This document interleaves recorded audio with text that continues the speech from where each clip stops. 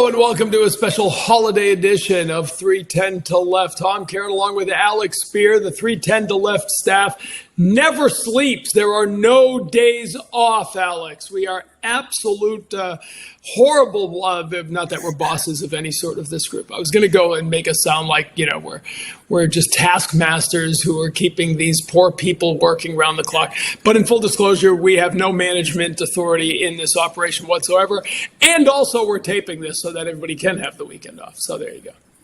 I would just like to say, Tom, that every day that we get to do 310 to the Left is like its own holiday. A gift rather than a day off, but still a joy. That's another way to look at it, one I hadn't really thought of, to be honest. You know what? We're going to talk about travel a little bit. We got a great guest coming up, but it is Labor Day. People are traveling. It's the holidays, and you and I get to travel for baseball once in a while. You more than me. I'm anchored down in the studio, but they let me out once in a while. And the accidental tourist that we get to be in various major league cities is always fun, right? The upside of the grind of this job is you find yourself in wonderful cities with mornings and sometimes a day off. And do you have a favorite city, or what is your favorite thing to do on the road? I'll just sort of let you go wherever you want with this. I'm definitely a tourist on the road. It's kind of in my DNA. I before I was doing baseball writing, I was a travel writer back in the day, and really very passionate about seeing different parts of the world and taking advantage of the opportunities to discover new things in places where we don't often get to spend time. So, I make a point of going out, whether it's to museums, whether it is to natural wonders. I feel like I would be doing a disservice to the opportunity that I'm given if I weren't to go out and see something in every city that I go to. So, I don't think that there's a city that I don't enjoy going to. Houston was rough. I'll admit that. Houston recently was tough because of the just crushing heat. But even this summer when I went to Arlington, Texas for the All-Star game, the Fort Worth Water Gardens are like kind of this magical Philip Johnson designed architectural feature of the middle of the city that kind of acts as a really cool escape. I love getting to see the ocean when I'm in California. I'm a huge fan, as you might recall from an earlier episode this season, of the Dali Museum in St. Petersburg, and the wonder of the world is a wonderful thing to visit. How about you? Any favorite destinations, or are you a curmudgeon who's just like no? No, I'm somewhere in the middle. I always, after every trip, I always feel I should have done this and I should have done this. But I've used the opportunity at the NASA museum when we were in the mission control. We got to go in Houston and got to go tour. And in full disclosure, you can occasionally kind of use the Red Sox to get a sort of inside. We've had, over the years, and in DC, we've gotten some tours of the Capitol and the Mint and some of the places. Joe Castiglione, if you can sort of, jump in on his tours, they are always special, and because he knows everybody everywhere. I've always been, because I came from hockey and I'd spent a lot of time there in hockey and then spent a lot of time there in baseball. I've always loved Toronto.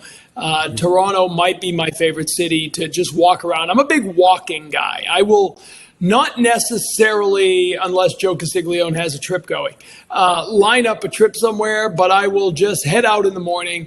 San Francisco, where we stay when they play Oakland, we stay over in San Francisco, and just to jump on a trolley car and head down to Fisherman's Wharf. One of the coolest things I remember doing on the road over the years, and I just did it unplanned, is I was down by Fisherman's Wharf in San Francisco, and I rented a bike and biked over the Golden Gate Bridge up to the islands, which was really nice. Cool until they were shooting a film. This all sounds too bizarre to be real, but they were shooting a film at the time. And as I was biking over the Golden Gate Bridge, a helicopter went under me. And I don't know that I've ever had vertigo in my life, but I actually had to get off my bike for like 3 minutes and kind of restore my grounding to get back on the bike. So there you go. That's one. Good. But I will tend to just sort of go off without a plan, which doesn't always serve me well, but sometimes it does, because you wind up having coffee in a cool little cafe or having a fun little lunch or just chatting with people and finding a place. This place in Milwaukee called the Safe House, which is a restaurant. I guess it becomes a bar club. I've never been there at night, but we went for dinner.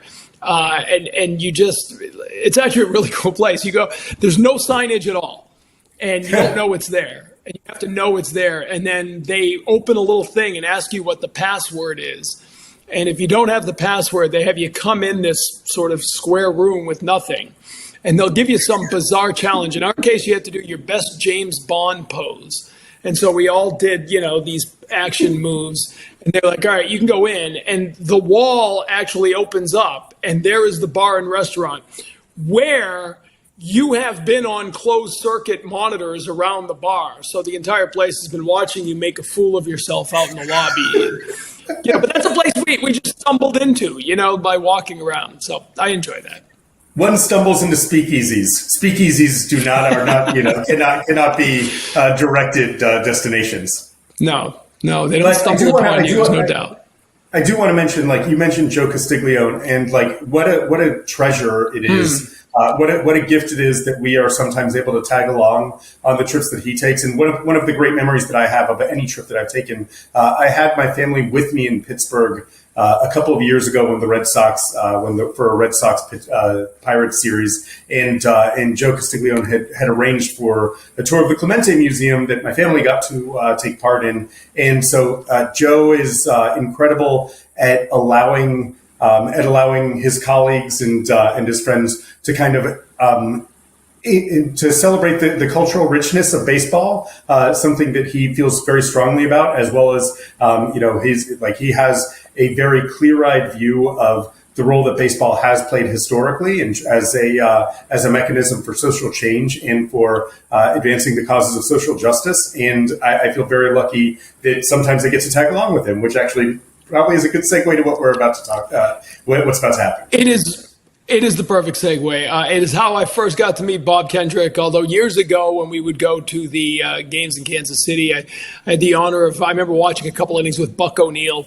That Kansas City is where the Negro League Museum is, the incredible monument and tribute to the game as it was played in those many leagues. And it's an exciting time because Major League Baseball has finally given those leagues, 7 of those leagues, major league status, the statistics and numbers put together by those players are recognized as major league statistics. So without further ado, let's get to it. Bob Kendrick is the executive director, the president of the Negro League Museum, and on a recent trip to Kansas City, I get to talk to him about all of this. I want to start with what you experienced in Wichita, because that story shook a lot of people, and I always say, right, in the wake of hatred often comes beauty, often comes love, the response. And it's sad that we need to get to that, but there are times we do. And what we saw yesterday was beautiful. Take us through that entire experience for you. Well, it was somewhat of a surreal experience because you're right, you go from one extreme to another. Extreme sadness when this incident occurred in January, utter disbelief. Your spirit is shaken that someone could do something so heinous, so mean-spirited. But then you see and you gain this renewal, this belief in humanity because of the outpouring of love that League 42 got, not just from the folks in Wichita, but around this country as they caught wind of what had taken place. And you saw humanity step to the plate, and this really ugly situation has a beautiful ending. And you could feel that yesterday at the ceremony, and it was emotional, as you could well imagine, because somewhere lost in this is how those kids felt. Because all throughout the ballpark there, you have Jackie's 9 core values. Death of a statue doesn't fit into that value equation. And you have to try and explain to those young children why someone would do what they did, and you really can't explain it. But you're right. Out of darkness comes light. And what those kids were able to bear witness to, yeah, they saw the painfulness of the statue being stolen, but they also gain, I think, a spirit of hope and determination from the goodwill that came their way. And I do think it's a learning lesson for them as well that they will hopefully pass on as they get older as well. The remaining cleats from the original statue are in the museum now, They right? are. And much of the museum takes you back to painful moments. And again, the growth, the perseverance, right? I love that those will be there as a reminder of all of this. And it was important to have them there. And I'm so glad because those were the only remnants left of the statue. And I wish it had been my idea. But one of my Twitter followers, or X, whatever it's called now, said those cleats should be at the museum. And a light bulb went off on me, and I reached out to Bob Lutz and the folks at League 42 and asked, and they were already thinking the same thing because it so symbolizes the enduring legacy of Jackie, but in some ways how he shouldered such a tremendous load. Those legs were strong because a lot of people focus on the social adversity that he endured, and it was tremendous. I mean, people wanted him to fail. But we also lose sight that Jackie Robinson was carrying 21 million black folks on his back when he walked across those lines because the hopes and aspirations of an entire race of people were also on those broad shoulders. We were counting on him to succeed because if he fails, an entire race of people would have failed. You have succeeded in championing the cause of the great players of the Negro Leagues. And what, we're nearly 4 years now since they were recognized as major leagues. Yes. But now finally, prior to this year, the statistics move into the books. How rewarding is it for you, and what has the reaction been? It has been, as you can well imagine, tremendously gratifying. Now, I was a part of the process really from the onset, and what you mentioned is also very important because in December of 2020, December 16th to be specific, Major League Baseball Commissioner Rob Manfred made the historic announcement that, first and foremost, they were officially and formally recognizing the Negro Leagues for what we already knew it to be, a major league. And then that they would roll the records of the Negro Leagues into the annals of Major League Baseball's history books. And this was monumental because for historical validation, this was tremendously significant. And for the handful of Negro League players who are still with us, there's a tremendous sense of pride to see this. And for their families, this meant a lot. And so pure gratification to see this happen. It was long overdue. And to see Josh Gibson's name at the top of several major offensive statistical categories, including single-season batting record of some 466, lifetime batting average of 372, number one in on-base percentage. And, for the better part, it has been widely accepted. Now, we knew there'd be a little bit of pushback because there were just some who could not accept the fact that Josh Gibson's name is now above Ty Cobb. And as I've said on a number of occasions, it doesn't diminish Ty Cobb. Ty Cobb is still just as great as he was prior to this happening. But what it means is that Josh Gibson was pretty damn good too. And that I hope that this turns into a gateway of wanting to learn more about who these players. Who was Josh Gibson? Who was Norman Turkey Stearns? Who was Oscar Charleston, whose names now populate these statistical categories? And for us, that is what I hope comes out of this, even more than just the numbers. Because I've always said that had the doors opened sooner, the record books would be entirely different. Well, Major League Baseball essentially went back and opened the door, and the record books are entirely different. and to be clear, not an easy process, right? I mean, I've been to the museum a couple times. Anyone who's been to the museum sees so much of it was barnstorming, so much of it was impromptu tours, right? That was how they got. You can't just go count every barnstorming. No, I wish they could have. Yeah, well. And in some ways, they should have. Because, as I remind folks, they didn't ask to play in the Negro Leagues. They had to play in the Negro Leagues. And so, but the committee was tasked with identifying official league games between 1920 and 1948. And they put together a dream team of Negro League historians and researchers who had the unenviable task of pulling together this data to create quantifiable records for this to happen. And of course, on May 29th of this year, it became official. I love that you get to tell some of these stories now in video games. Yes. Your voice resonates beautifully in MLB The Show, but it is opening the door to a whole new generation of baseball fans, sports fans, and just kids who are interested in learning more about this. What has that meant to you? Oh, it has been as gratifying as anything, because first and foremost, I saw myself doing a lot of things. I never saw myself being in a video game. And I think maybe I was a little naive to just how big the video game platform really is. And man, I am watching kids come into the museum with their parents. They want to come to the museum because they saw the museum in the video game. And they're looking for the guy who was telling the stories in the video game.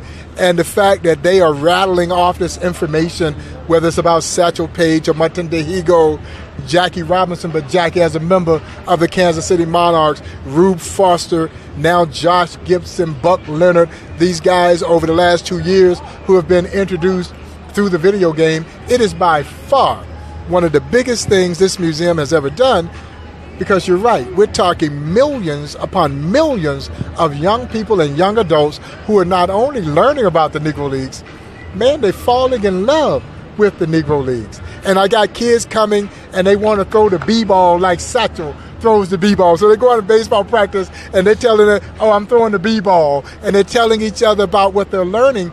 But when you can create an experience, and that's what we've done.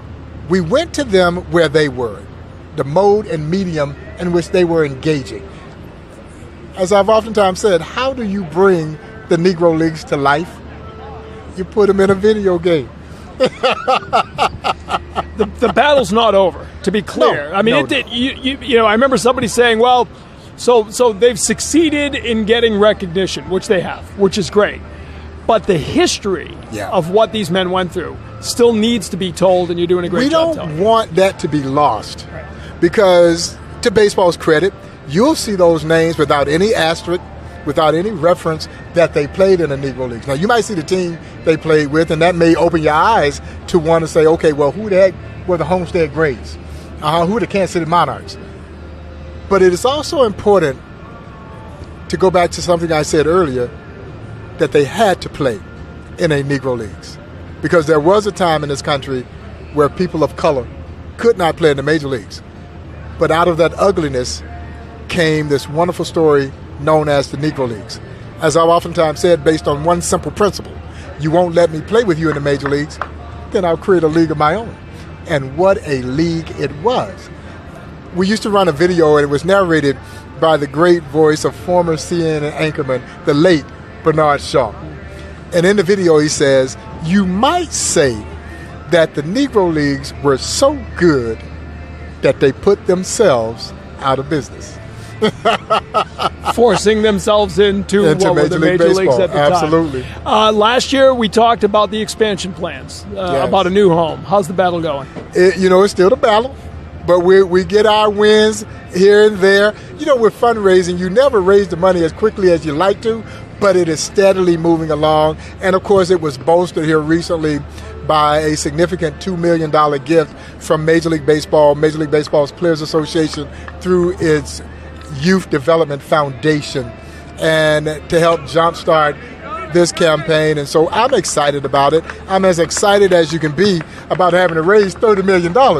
But we think we've got a pathway to get there, and I'm hopeful that we can get there sooner than later. I really want to get ground broken on this project and get this new home built. As I like to say, Bill Old Buck, a new house. Bob, always a pleasure. We love seeing you here in Kansas City. Thanks for the time. We appreciate it. Well, we always appreciate the support that you guys give the museum, and the number of folks who come in each year who are Red Sox fans, who make sure they make their way to visit the Negro Leagues Baseball Museum. And for those who are listening, if you want to support this campaign, please visit www.nlbm.com. The campaign is called Pitch for the Future.